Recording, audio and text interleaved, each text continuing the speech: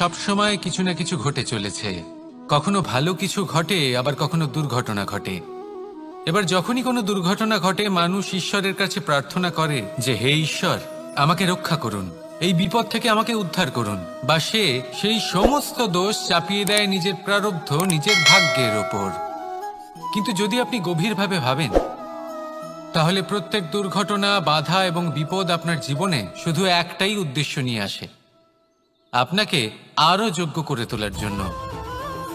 যদি আপনাদের একটা উদাহরণ দিই, বর্ষার ঋতুতে যখন প্রচন্ড মাত্রায় বৃষ্টি পড়ে, ছাদ থেকে জল পড়তে থাকে, তখন আপনি নিশ্চিত করে নেন, স্থির করে নেন যে এবার আমি এই ছাদকে নতুন করে বানিয়ে তুলব, আরো শক্তিশালী বানিয়ে তুলব, আরো দৃঢ় বানাবো।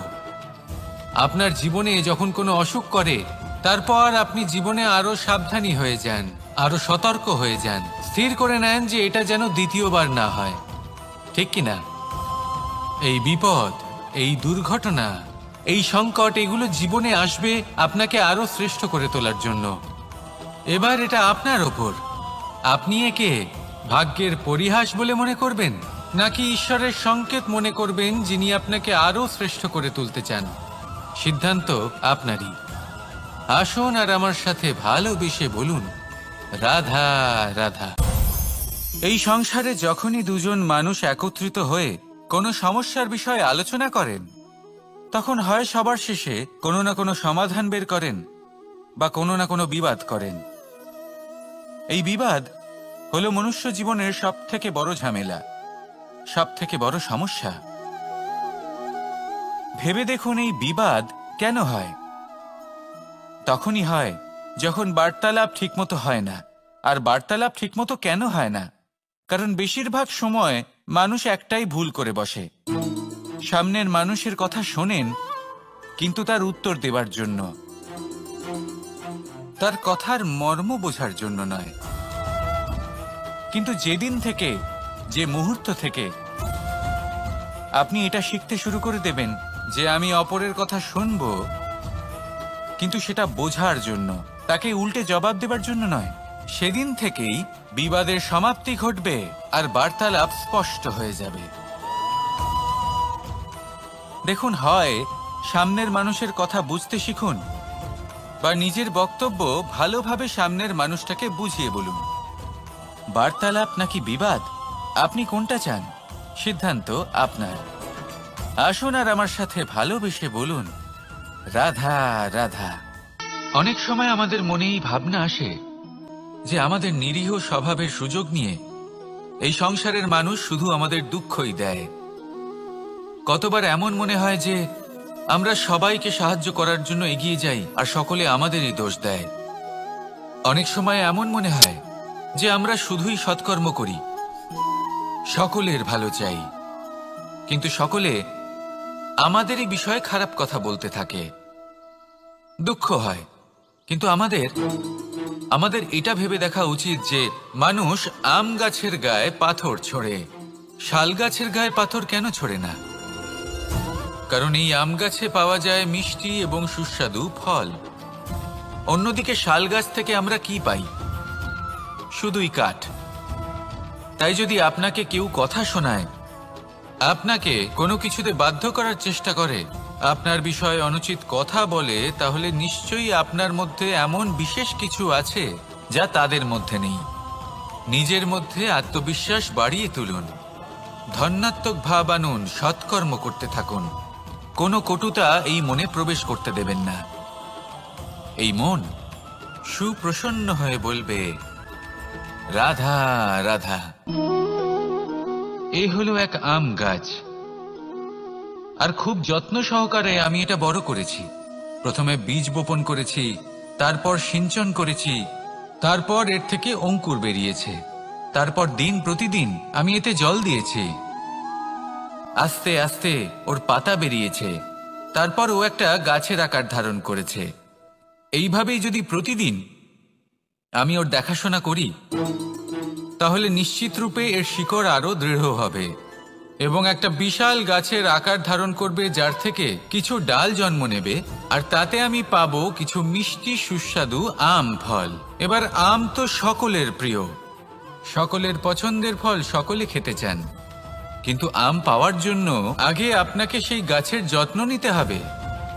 যদি আপনি গাছ লাগিয়ে তারপর ভুলে যান, তাহলে সেই গাছের কি হবে? তার অস্তিত্বটাই মুছে যাবে, তাই না?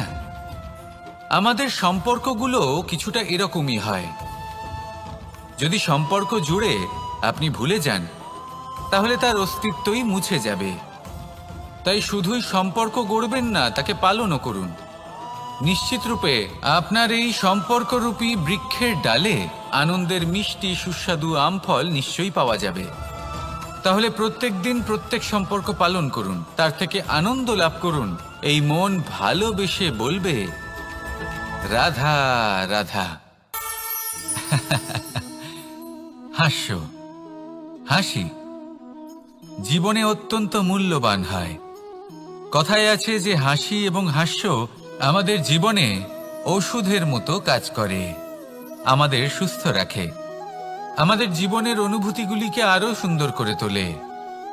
কিন্তু প্রত্যেক ওষুধের মতোই এর সাথেও এটাই হয়। প্রত্যেক ওষুধ সঠিক সময়ে, সঠিক মাত্রায়, সঠিকভাবে গ্রহণ করতে হয়। যদি এরকম না হয়, তাহলে এই ঔষধও শরীরের ক্ষতি করে দিতে পারে। এবার আপনি ভাবতে পারেন, হাসি থেকে কিভাবে ক্ষতি হতে পারে?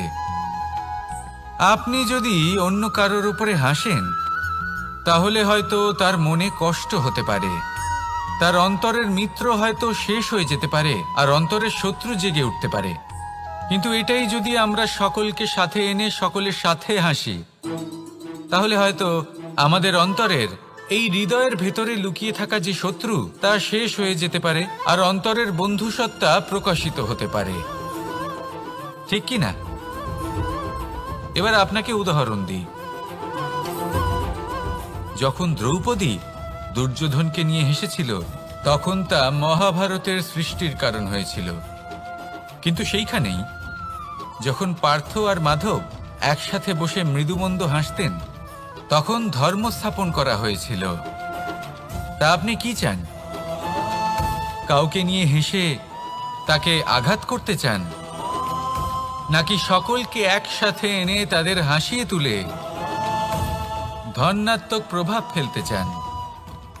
সিদ্ধান্ত আপনার। আসুন আর আমার সাথে ভালোবেসে বলুন, রাধা রাধা। সিংহ। কথায় আছে সিংহ হলো বনের রাজা, কিন্তু যখন সিংহের তথা বনের রাজার খিদে পায়, তখন তাকেও বাইরে এসে কর্ম করতে হয়। কোনো হরিণ নিজে সিংহের সামনে এসে এটা বলে না যে, আরে আপনি হলেন বনের রাজা, আপনি আমাকে ভোজন রূপে গ্রহণ করুন, আমি নিজের প্রাণদান করতে প্রস্তুত রয়েছি। এমন তো কখনোই হয় না। সিংহকে গুহা থেকে বাইরে বেরোতেই হয়, বনে ঘুরে বেড়াতে হয়, ধৈর্য ধরতে হয়, বিভিন্ন ধরনের পরিশ্রম করার পরেই তার ক্ষুধা নিবারণ হয়। হরিণ নিজে থেকে তার কাছে চলে আসে না। সেইভাবেই জীবনে কি সাফল্য আমাদের কাছে নিজে থেকে হেঁটে আসে? কখনোই আসে না। ততক্ষণ আসে না যতক্ষণ না আমরা পরিশ্রমের পথে চলা শুরু করছি। পরিশ্রম করতে থাকুন, এই পরিশ্রমের পথে অগ্রসর হতে থাকুন। যতক্ষণ আপনি পরিশ্রমের পথ ধরে এগোতে থাকবেন, সাফল্য আপনার কাছে আপনা আপনিই চলে আসবে। তাহলে জীবনে নিরন্তর প্রয়াস করুন, পরিশ্রম করতে থাকুন, সাফল্য লাভ করুন, আর আমার সাথে ভালোবেসে বলুন, রাধা রাধা। জীবনে ক্ষমা চাওয়া তাও কিছুটা সহজ, ক্ষমা করতে পারা অত্যন্ত কঠিন। ক্ষমা 2 অক্ষরের এই শব্দ হতে পারে, কিন্তু অত্যন্ত বড় এই শব্দ, অত্যন্ত গুরুত্বপূর্ণ এই শব্দ। কখনো কখনো অন্য কাউকে ক্ষমা করে দেওয়া তাও কিছুটা সহজ কাজ, কিন্তু নিজেকে ক্ষমা করতে পারা অত্যন্ত কঠিন হয়ে দাঁড়ায়। অতীতে যদি আমাদের এমন কোনো ভুল হয় যে কারণে আমরা নিজেকে ক্ষমা করতে পারি না, অনেক সময় এমন কিছু ভুল করে বসি যে বিষয় শুধু আমরাই জানি, কিন্তু আমরা নিজেকে ক্ষমাই করতে পারি না, আর আমাদের বিকাশ সেখানে স্তব্ধ হয়ে যায়। কারণ যদি আপনি ক্ষমা করতে না শেখেন, নিজেকে ক্ষমা যদি না করতে পারেন, তাহলে তা আপনার জীবনের সব থেকে বড় বাধা হয়ে দাঁড়াবে। সেই জন্য জীবনে অবশ্যই শিখুন যে কিভাবে নিজেকে ক্ষমা করতে হয়, আর শিখুন যে আগের করা ভুল আবার কি করে না করা যেতে পারে। এই মন হালকা হবে আর প্রসন্ন হয়ে বলবে, রাধা রাধা। আপনি কখনো কোনো সরোবরের দিকে তাকান যার জল হলো শান্ত, স্থির। আপনি স্পষ্ট দেখতে পাবেন সেই সরোবরের তলদেশে কি রয়েছে। তাতে সাঁতরে বেড়াচ্ছে সুন্দর মাছ, চকচকে কিছু পাথর, স্বর্ণরূপী বালি, সবই আপনি দেখতে পাবেন। কিন্তু যখনই আপনি একটা ছোট্ট পাথর তুলে সেই জলে ছুঁড়ে ফেলবেন, তখন সেই জল বিচলিত হবে আর সেই স্পষ্টতা ন্যূনতম হয়ে যাবে। তারপর কিছুই স্পষ্টভাবে দেখা যাবে না। এই ঘটনা মানুষের সাথেও ঘটে।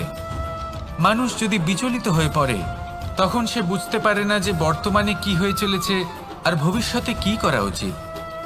কিন্তু সেই মানুষ যদি শান্ত থাকেন, স্থির থাকেন, ধন্যাত্মক থাকেন, তাহলে নিশ্চিত রূপেই বুঝতে পারবেন যে বর্তমানে কি করতে হবে আর ভবিষ্যতে কি করতে হবে। তাই নিজের মধ্যে সেই স্থিরতা আনুন, সেই ধৈর্য ধরুন, নিজেকে শান্ত রাখুন আর সবার মধ্যে ভালোবাসা ছড়িয়ে দিন। এই মন প্রসন্ন হয়ে বলবে, রাধা রাধা। সম্পর্ক এ হলো এক বন্ধন যা আমাদের এক সূত্রে বেঁধে রাখে। কিন্তু এমন কিছু ব্যক্তি থাকেন যারা এই সম্পর্কের বিষয়ে নিজস্ব একটা ধারণা করে ফেলেন যে সম্পর্ক এরকম হওয়া উচিত, সম্পর্ক সেরকম হওয়া উচিত। আমি এই সম্পর্কের জন্য কত কিছু করেছি এই ব্যাখ্যা করতে থাকেন আর তার বদলে অনেক কিছু প্রত্যাশাও করেন। কিন্তু সত্য হলো এটাই যে সব সম্পর্ক একরকমের হয় না, কিন্তু প্রত্যেক সম্পর্কের একটা বিশেষত্ব থাকে। যেমন চোখ আর নাকের এই সম্পর্ককেই দেখুন। চোখের সব থেকে কাছে কে আছে? নাক আছে। কিন্তু এই চোখ দিয়ে এই নাককে আমরা দেখতেই পাই না। তবে কি ধরে নেব এই সম্পর্কের কোনো মূল্য নেই? এমনও নয়।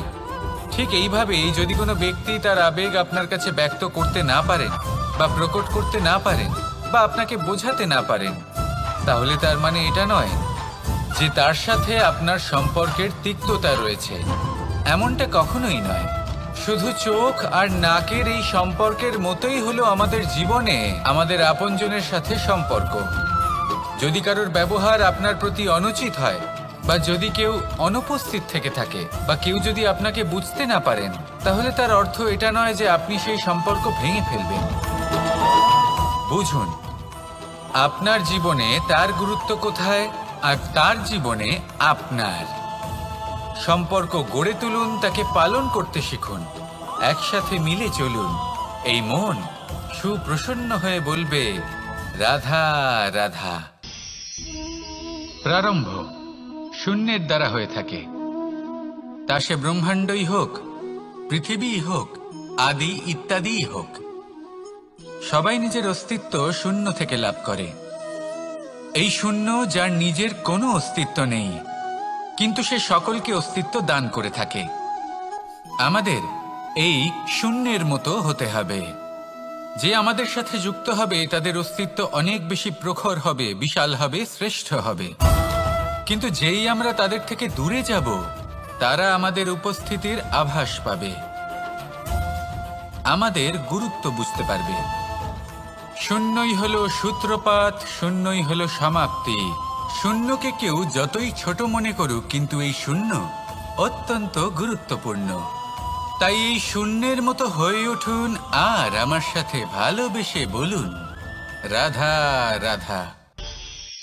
সাগরের ঢেউ সমুদ্র তটে ধাক্কা খেয়ে, পাথরের সাথে ধাক্কা খেয়ে তার আকার বদলে দিতে পারে। বিভিন্ন আকারের পাথরে এদের ঘষে ঘষে গোলাকার বানিয়ে দিতে পারে। কিন্তু এই সাগরের ঢেউ এদের নিজেদের আকার কখনো বদলায় না। কিন্তু এমন কেন? কারণ এরা বিচ্ছিন্ন হয়েও আবার একত্রিত হতে জানে। অর্থাৎ যখন এরা বিচ্ছিন্ন হয় তখন মতভেদ অবশ্যই, কিন্তু আবার একত্রিত হওয়া হলো এদের একতার প্রতীক। দেখুন, ঝগড়াঝাঁটি, তর্ক বিতর্ক, মতভেদ এগুলো জীবনের অভিন্ন অঙ্গ, কিন্তু এদের কখনো আসুন আর আমার সাথে ভালোবেসে বলুন রাধা রাধা। এই সাগর হলো বিশাল। কথায় আছে যে জীবনের উৎপত্তি সাগর থেকেই হয়েছে। কথাটা ঠিকও। এই সাগরই আমাদের ভিন্ন ভিন্ন ধরনের বনস্পতি প্রদান করেন, মণি এবং মুক্ত প্রদান করেন। আমরা কতটা তুচ্ছ সেই বিষয়ে আমাদের উপলব্ধি ঘটান, আমাদের প্রেরণা প্রদান করেন, যাতে আমরাও সাগরের মতো বিশাল হয়ে উঠতে পারি। এই সাগরের অনেকগুলো গুণ আছে যা আমরা শিখতে পারি। আজ আমি কথা বলবো একটা বিশেষ গুণের বিষয়। বেশিরভাগ মানুষ মালিন্য, নোংরা পদার্থ, নোংরা বস্তু, অপদ্রব্য এই সাগরে ভাসিয়ে দেন। কিন্তু সাগর এই পদার্থ নিজের মধ্যে একত্রিত করে রাখেন না, এই সব নিজের ভেতর থেকে বাইরে বের করে দেন। এ হলো অত্যন্ত শ্রেষ্ঠ একটা গুণ। কিন্তু এই কাজকেও সার্থক করার জন্য সাগরেরও একটা তটের প্রয়োজন পড়ে, যেখানে সাগর এই সব বস্তু বাইরে বের করে ফেলতে পারে। আর মানুষও ভিন্ন কিছু নন। দেখুন, মানুষেরও তো একটা তটের প্রয়োজন পড়ে। এই তট, তিনি হয়তো আমাদের গুরু হতে পারেন, আমাদের মা বাবা হতে পারেন, ভাই বা মিত্র হতে পারেন, বা হয়তো সেই সমস্যাগুলি যার থেকে আমরা দূরে পালিয়ে যাচ্ছি। কারণ যখন আপনি এই সমস্যাগুলির সম্মুখীন হবেন, শেষ পর্যন্ত আপনি শিক্ষাই পাবেন। সব থেকে বেশি গুরুত্বপূর্ণ এই মনকে পবিত্র রাখা। আর তার জন্য একটাই উপায় আছে, এই মন তার মন্থন করা। যদি এই মনের মন্থন করেন তাহলে পূর্ণরূপে পবিত্র হবেন। আর এই মন, আপনি তো জানেনই, প্রসন্ন হয়ে বলবে রাধা রাধা। নেকড়ে, নেকড়ের বিষয়ে আমরা সকলে জানি। ওরা খুবই নিষ্ঠাবান এবং অত্যন্ত সতর্ক থাকেন, ছোট ছোট মূর্খতা করে বসেন। এনারা হাড় চিবোতে খুব ভালোবাসেন, কিন্তু চিবোতে চিবোতে এদের মাড়ি ছড়ে যায়, সেখান থেকে রক্তপাত হতে থাকে। সেই রক্ত ওনারা পান করেন, আর ওনাদের মনে হয় এই রক্ত হাড় থেকেই পাচ্ছেন। ওনারা ভাবেন যে এই হাড় চিবিয়ে আমরা আনন্দ লাভ করছি, কিন্তু আসল সত্য হলো এটাই যে ওনারা নিজেদেরই ক্ষতি করছেন। আমরা মানুষ, আমাদের সাথেও এমনটাই হয়। কখনো কখনো ভুলবশত আমরা এমন কোনো কাজ করি আর আমাদের মনে হয় যে আমরা বাইরে থেকে আনন্দ লাভ করছি, কিন্তু সত্য হলো এটাই যে আমরা শুধুই ক্ষতিগ্রস্ত হচ্ছি। এটা হলো খুব বড় একটা শিক্ষা যা আমাদের শেখা উচিত। তা হলো এটা যে আমাদের বোঝা উচিত যে কখন আমরা লাভবান হচ্ছি আর কখন ক্ষতিটাকেই লাভ বলে মনে করছি। এই শিক্ষা যদি আপনি প্রাপ্ত করতে পারেন, তাহলে এই সংসারে আপনার থেকে বেশি প্রসন্ন আর কেউ থাকবেন না। তাহলে আসুন আর আমার সাথে ভালোবেসে বলুন রাধা রাধা। মানুষের জীবনে তিনটি গুণ অত্যন্ত প্রয়োজনীয়: শ্রদ্ধা, বিনম্রতা, যোগ্যতা। যদি জ্ঞান লাভ করতে চান তাহলে শ্রদ্ধার প্রয়োজন, যদি মান লাভ করতে চান তাহলে স্বভাবে বিনম্র হওয়া প্রয়োজন, আর যদি মনোবাঞ্ছিত স্থান লাভ করতে চান তাহলে যোগ্যতার প্রয়োজন। বিষয়টা সহজ। শ্রদ্ধা আপনাকে জ্ঞান দেবে, নম্রতা আপনাকে মান, আর যোগ্যতা উচিত স্থান দেবে। কিন্তু যদি আপনি এই তিনটি গুণ সম্মিলিত করেন তাহলে এমন কিছু লাভ করবেন যা এই সব কিছুর থেকে অনেক ঊর্ধ্বে। সম্মান। আর এ হলো সেই সম্মান যা প্রত্যেক মানুষের নিজের জীবনে লাভ করতে চেষ্টা করা উচিত। কারণ এই হলো সেই সম্মান যার কারণে আপনি চলে যাওয়ার পরেও এই সংসার আপনাকে ভালোবাসবে আর মনে রাখবে। আসুন আমার সাথে ভালোবেসে বলুন রাধা রাধা। বনের মধ্যে যদি আপনি কোনো বিষাক্ত সাপ দেখেন তাহলে কি করবেন? আপনি তখনই তার থেকে দূরে পালাতে চেষ্টা করবেন। আর এটা কেন করবেন? নিজের রক্ষার্থে। এই কথা আমি নয় মেনে নিলাম, কিন্তু নিজের জীবনে এটা করেন না কেন? আপনি যেখানেই যান, যে স্থানেই যান না কেন, প্রত্যেক সময় প্রত্যেক মুহূর্তে এমন বিষাক্ত সাপ আপনি অবশ্যই খুঁজে পাবেন। আর সেই সাপ নয় যাদের আপনি বনে খুঁজে পাবেন, এরা হলো সেই সাপ যা আপনাকে পাপ করতে বাধ্য করবে। আপনার অন্তরের বাসনা, ক্রোধ, অহংকার, লোভ, ঈর্ষা এদের বৃদ্ধি ঘটাবে। দেখুন, বনের এই সাপ আপনাকে একবার ছেড়ে দিতেও পারে, ছোবল নাও মারতে পারে, কিন্তু এই যে পাপরূপী সাপ আছে তা অবশ্যই ছোবল মারবে। কর্ম যদি করেন তাহলে অবশ্যই ফল পাবেন। সেই জন্য যখনই কোথাও যাবেন, যদি এমন কাউকে দেখেন, যদি এমন কিছু দেখেন যে আপনাকে পাপ করতে বাধ্য করছে, তাহলে সেই মুহূর্তে সেখান থেকে পালিয়ে যান। যেমন বনের সাপ দেখে আপনি পালাতে থাকেন। সৎকর্মের রক্ষা অত্যন্ত আবশ্যক। আসুন আর আমার সাথে ভালোবেসে বলুন, রাধা রাধা। যদি কোনো সিংহ বানরের মতো গাছে চড়তে চেষ্টা করে তাহলে কি হবে? একটা মাছ যদি মাটিতে হাঁটতে চেষ্টা করে তাহলে কি হবে? তারা বিফলই হবে। কিন্তু এরকম কেন হয়? তার কারণ হলো প্রকৃতির রচনা কিছুটা এরকম। এখানে প্রত্যেকটি ব্যক্তিকে, প্রত্যেকটি প্রাণীকে আলাদা আলাদা গুণের অধিকারী করা হয়েছে এবং সকলকে একটা সীমাও প্রদান করা হয়েছে।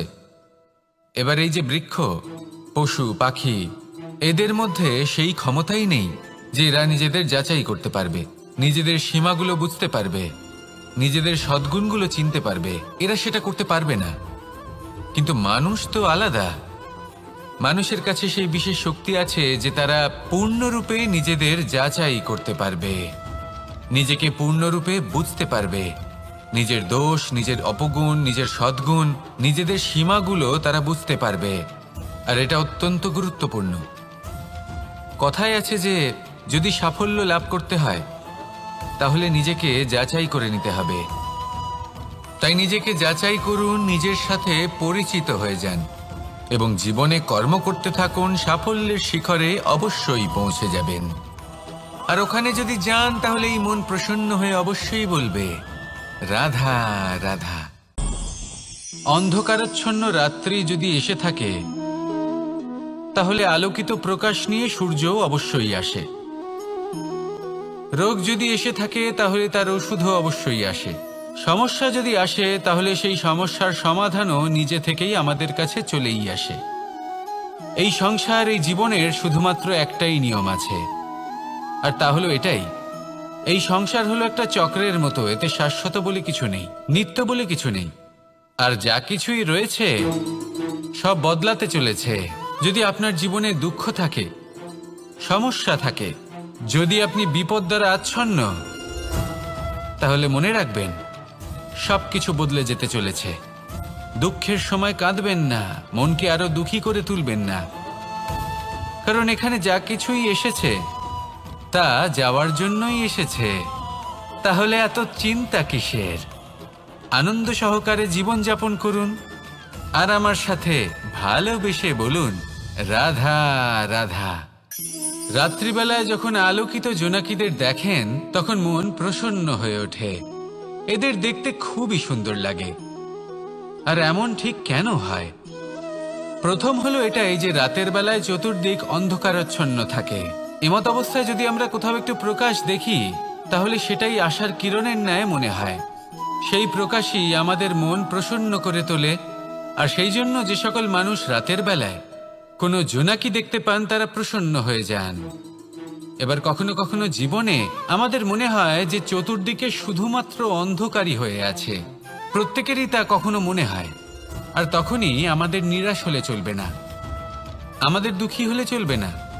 সেই সময় আমাদের খুঁজতে হবে নিজেদের আশেপাশে, চতুর্দিকে আর কোথাও না কোথাও আমরা প্রকাশ অবশ্যই দেখতে পাব, আশার একটা কিরণ অবশ্যই দেখতে পাব। কেউ এমন একটা কর্ম করেন যেটা দেখে আমরা প্রেরিত হয়ে যাই। আর এমন কোনো কর্ম যদি আপনারা করেন তাহলে সেই কর্ম আপনার মনকে প্রসন্ন ভাব, আনন্দ এবং ভালোবাসা দ্বারা ভরিয়ে তুলবে। আপনার অন্তরের সেই অন্ধকারের অন্ত করবে, দুঃখেরও অন্ত করবে। আর এই মন প্রসন্ন ভাব নিয়ে বলবে, রাধা রাধা। মনুষ্য জীবনের সবথেকে বেশি গুরুত্বপূর্ণ বিষয় হল মনের একাগ্রতা। এই সংসারের যে কটি মহান কার্য সম্পাদন হয়েছে তা হলো মনের এই একাগ্রতার একমাত্র ফল। আপনি অবশ্যই দেখে থাকবেন অনেক ছোট বড় নদী যা বয়ে চলে তাদের সামনে একটা বাঁধ নির্মাণ করা হয় সেই সব নদীর জল সঞ্চয় করতে। বাঁধ হয়ে গেলে প্রয়োজন মতো বা মনের ইচ্ছে মতো তাকে ব্যবহার করা সম্ভব। এবার এটাই আমাদের মনের সাথেও সম্ভব। আমাদের মনের একাগ্রতা আজকের দিনে দাঁড়িয়ে বিভিন্ন ধরনের বিকার, ক্রীড়া এবং ভোগের মধ্যে ভাগ হয়ে গেছে। একে একত্রিত করতে হবে, একটা বাঁধ নির্মাণ করতে হবে, কর্মের বাঁধ।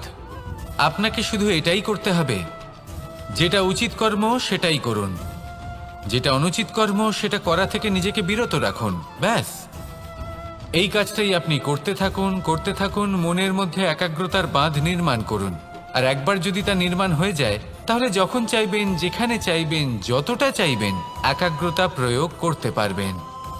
আর একবার যদি আপনি এটা শিখে যান তাহলে এই সংসারকে বদলে ফেলার মতো কাজ আপনি করতে পারবেন, সমাজকে শোধরাবার মতো কাজ করতে পারবেন। তাহলে এই মনকে একাগ্র করুন আর আমার সাথে ভালোবেসে বলুন, রাধা রাধা।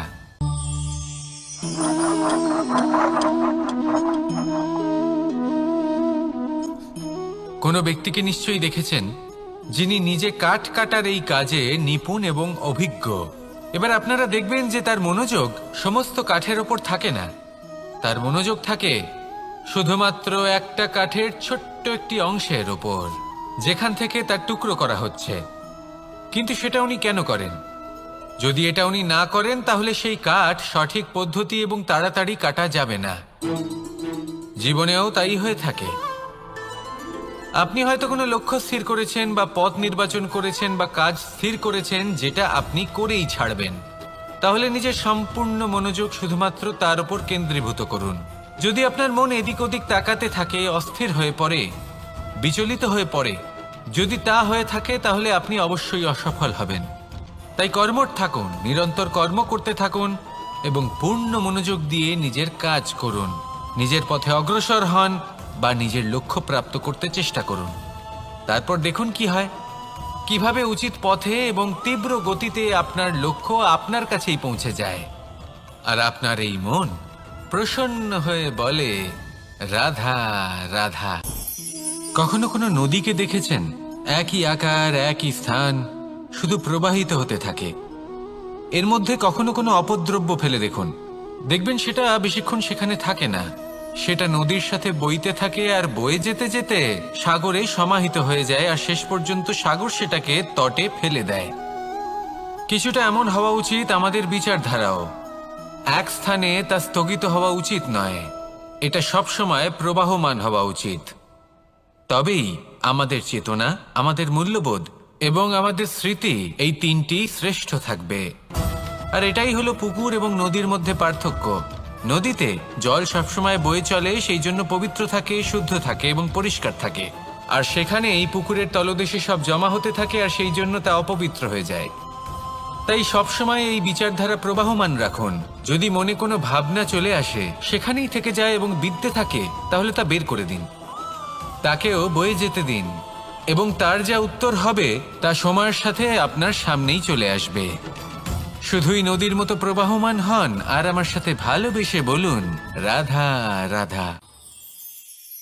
এই সংসারে সাফল্য লাভ করার জন্য জ্ঞানের প্রয়োজন হয়, পরিশ্রমের প্রয়োজন হয়, দৃঢ় নিষ্ঠার প্রয়োজন হয়, নিরন্তর চেষ্টা করা প্রয়োজনীয়।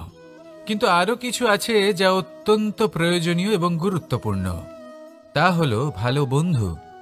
তাদের থাকা অত্যন্ত প্রয়োজনীয়। যদি ভালো বন্ধু থাকে তাহলে সময় এলে তারা ঢাল হয়ে আপনাকে সুরক্ষা করবেন। সময় এলে অস্ত্রের মতো শত্রুকে সংহারও করবেন। যদি তিনি জ্ঞানী হন, তাদের মধ্যে সদ্গুণ থাকে, তাহলে এই সব গুণ আপনার মধ্যেও প্রবেশ করবে। তাহলে সাফল্যের জন্য ভালো বন্ধু পাওয়া অত্যন্ত প্রয়োজনীয়। কিন্তু শুধু বন্ধু কেন, ভালো শত্রুও থাকা প্রয়োজনীয়। এবার আপনি ভাববেন, এ আমি কি বললাম? যদি আপনার জীবনেও ভালো অর্থাৎ শক্তিশালী শত্রু থাকে তাহলে আপনিও শক্তিশালী হতে থাকবেন। এই শত্রু আপনাকে প্রেরিত করবে আরো বেশি শক্তিশালী হয়ে ওঠার। কখনো কোনো হরিণকে দেখুন, তীব্র গতিতে দৌড়তে থাকে, কেন তীব্র গতিতে দৌড়য়? এই কারণে নয় যে কোথাও তার জন্য মধুর ঘাস অপেক্ষা করে রয়েছে, না, সে এই কারণে তীব্র গতিতে দৌড়য় কারণ সেটা না করলে তার পেছনে একটি সিংহ আছে যে ওকে নিজের ভোজন করে ফেলবে। তাই জীবনে বিপদ, সংকট এই সবকিছুও হলো অত্যন্ত গুরুত্বপূর্ণ।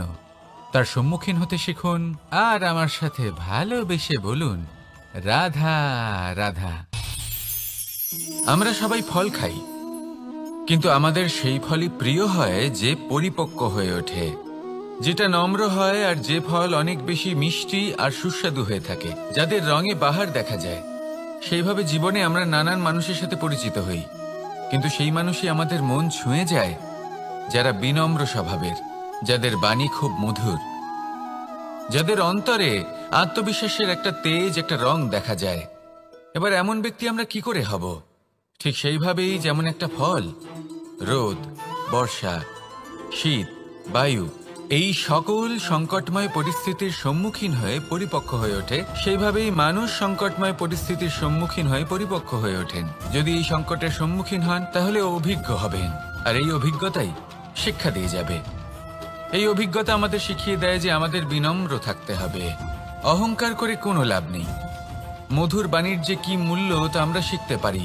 এই অভিজ্ঞতাই আমাদের বুঝিয়ে দেয় যে উচিত অনুচিত কোনটা আমাদের দৃষ্টিভঙ্গি তৈরি করে, আর এই দৃষ্টিভঙ্গি দ্বারা আত্মবিশ্বাস জাগ্রত হয়। সেই জন্য জীবনে কখনো বিপদ থেকে দূরে পালাবেন না, সেগুলোর সম্মুখীন হন, অভিজ্ঞতা লাভ করুন, তার থেকে শিক্ষা লাভ করুন, এইভাবেই পরিপক্ক হবেন।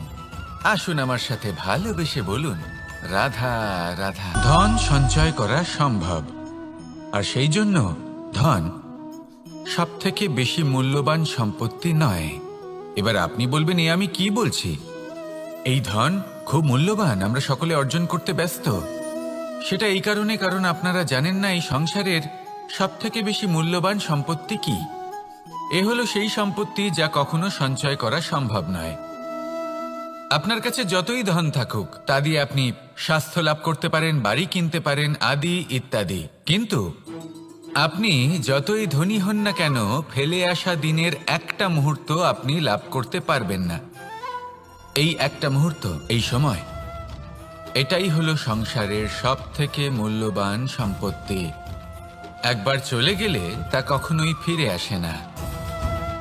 আর এই মুহূর্ত যতই চলে যাক না কেন, আমরা স্মৃতির মাধ্যমে সেগুলি যাপন করতে পারি, তার আনন্দ উপভোগ করতে পারি, আর যার সাথে আমরা সময় অতিবাহিত করেছি তার স্মৃতিতে আমরা চিরকাল জীবিত থাকতে পারি।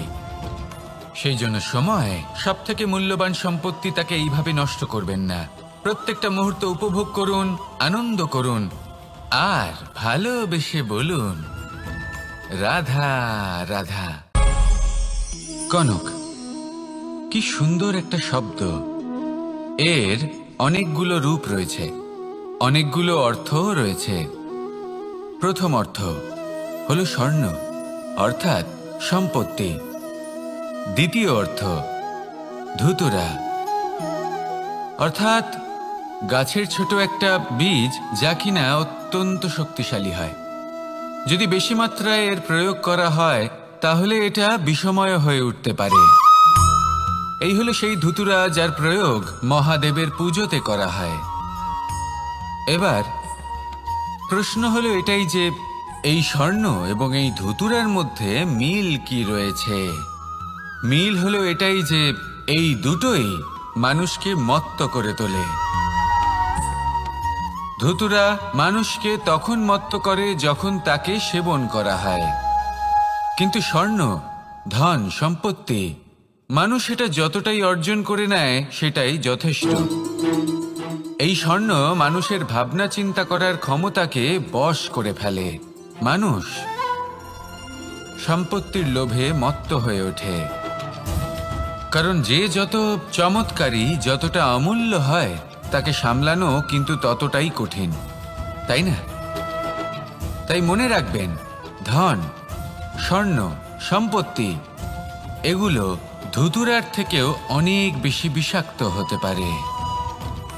তাই এর ওপর আত্মসংযমের একটা কবচ পরিয়ে রাখবেন। এবং বিবেকের শক্তির সাথে এগুলো প্রয়োগ করুন, তবেই কল্যাণ হবে। আসুন আমার সাথে ভালোবেসে বলুন, রাধা রাধা। আমার কাছে যশোদা মা যেমন, আমার কাছে দেবকী মা যেমন, আমার কাছে ঠিক তেমনই হলেন গোমাতা। এবার ভেবে দেখার বিষয় হলো এটা যে এই সংসারে অসংখ্য প্রাণী আছে, একজন গাইকে একজন মায়ের মর্যাদা কেন দেওয়া হয়? তাহলে এর অনেকগুলো কারণ আছে। এই গাই অর্থাৎ গোমাতা, এনারা হলেন অত্যন্ত শান্ত, শান্তিপ্রিয়, কখনো কারোর কোনো ক্ষতি করতেই পারেন না। গোমাতা যে দুধ নিজের বাছুরকে পান করান সেই দুধই আমাদেরও দেন। সেই দুধ পান করে আমরা শক্তি লাভ করি। এই দুধ থেকে আমরা মাখন, ঘি, পায়েস এইসব সুস্বাদু খাবার লাভ করি। গোমাতার গোবর আমাদের জ্বালানি হিসেবে সাহায্য করে, যার ফলে খুব কম সংখ্যক কাঠ ব্যবহার করা যায় এবং বেশিরভাগ জঙ্গল সুরক্ষিত থাকে। গোমাতার গোমূত্র সেটাও আমাদের কাছে লাভজনক। এর দ্বারা আমরা অনেক রোগ থেকে মুক্তি লাভ করতে পারি। গোমাতা যখন একটি বাছুরকে জন্ম দেন তখন সেই বড় হয়ে আমাদের ক্ষেত কর্ষণ করে। সেই জন্য গাইকেও জীবনে মায়ের মর্যাদা দেবেন। যতটা সম্ভব তাকে সেবা করুন এবং ভালোবেসে তাকে পালন করুন। এই মন নিজে থেকেই প্রসন্ন হয়ে বলবে, রাধা রাধা। মধু কারই না পছন্দ বলুন তো? অত্যন্ত সুস্বাদু হয় এই মধু, মিষ্টি খেতে হয় এবং তা শক্তিও প্রদান করে। এবং প্রত্যেকটি মিষ্টি পদার্থের মতোই এতেও খুব তাড়াতাড়ি পিঁপড়ে ধরে যায়। অন্যদিকে যদি নুনকে দেখি, তাহলে বছরের পর বছর রাখলেও এতে পিঁপড়ে ধরে না। এবার যদি কথা বলি বন্ধুত্বের, তাহলে বন্ধুত্ব নুনের মতো হওয়া উচিত, মধুর মতো নয়। যারা সামনে এলে শুধুমাত্র মধুর মধুর কথা বলবে, পরে এতে পিঁপড়ে ধরে যাবে। এটা নুনের মতো হওয়া উচিত। প্রকৃত বন্ধু হলো সে যে সময় এলে পরে আপনার সামনে আপনার প্রকৃত সত্য তুলে ধরবে, তা সে যতই কঠিন হোক না কেন। আপনার দোষ, আপনার অপগুণ, আপনার খামতি আপনাকে বলতে পারবে, যাতে আপনি সেগুলো শুনে মেনে নিয়ে তারপর নিজেকে শুধরোতে পারেন। এটাই হলো প্রকৃত বন্ধুত্ব। কখনো নিজের জীবনের আশেপাশে মন দিয়ে দেখবেন, অনেক সময় এমন মানুষ থাকেন, অনেক বন্ধু থাকেন, যাদের দেখে আমাদের মনে হয় যে এনারা খুব কঠোর, এনাদের কথা খুব কটু। কিন্তু বেশিরভাগ এমন মানুষের মনটা যদি বুঝতে পারেন, তাহলে দেখবেন তাতে কোনো মালিন্য নেই। এনাদের মন অত্যন্ত পবিত্র হয়। যদি আপনার জীবনেও এমন কোনো ব্যক্তি থেকে থাকে, এমন বন্ধু থাকে, তাহলে তাদের আগলে রাখুন আর আমার সাথে ভালোবেসে বলুন, রাধা রাধা। যতক্ষণ আমরা এই সংসারে জীবিত, ততক্ষণ আমাদের সাথে সবকিছু থাকে। আমাদের ধন, সুখ স্বাচ্ছন্দ্য, আমাদের মিত্রগণ, আমাদের পরিবার, এই সমাজ, এই সবকিছু আমাদের সাথে থাকে। যেদিন আমরা এই সংসারকে ত্যাগ করব, এদের মধ্যে কেউ আমাদের সাথে যাবে না। না ধন, না স্বাচ্ছন্দ্য, না সম্পত্তি। এই সকল মানুষ, এই সমাজ, এরা শুধুমাত্রই শ্মশান পর্যন্ত আমাদের সাথে থাকতে পারবেন। তারপরে যদি আমাদের সাথে কিছু যেতে পারে, তাহলে তা শুধুই আমাদের ধর্ম। আর এই সংসারে আমরা নিজেদের যে সুনাম রেখে যাই, সেটা সম্ভব শুধুমাত্র কর্মের দ্বারা। সেই জন্য সংসারে যতদিন পর্যন্ত জীবিত আছেন, যদি কিছু অর্জন করতে চান, তাহলে ধর্ম অর্জন করুন, ধর্মের বিষয়ে স্পষ্টতা অর্জন করুন এবং কর্ম অর্জন করুন। এটাই হবে আপনার অতীত এবং এটাই হবে আপনার ভবিষ্যৎ, এবং এটাই সকলকে প্রেরণা প্রদান করবে। আসুন আমার সাথে ভালোবেসে বলুন, রাধা রাধা।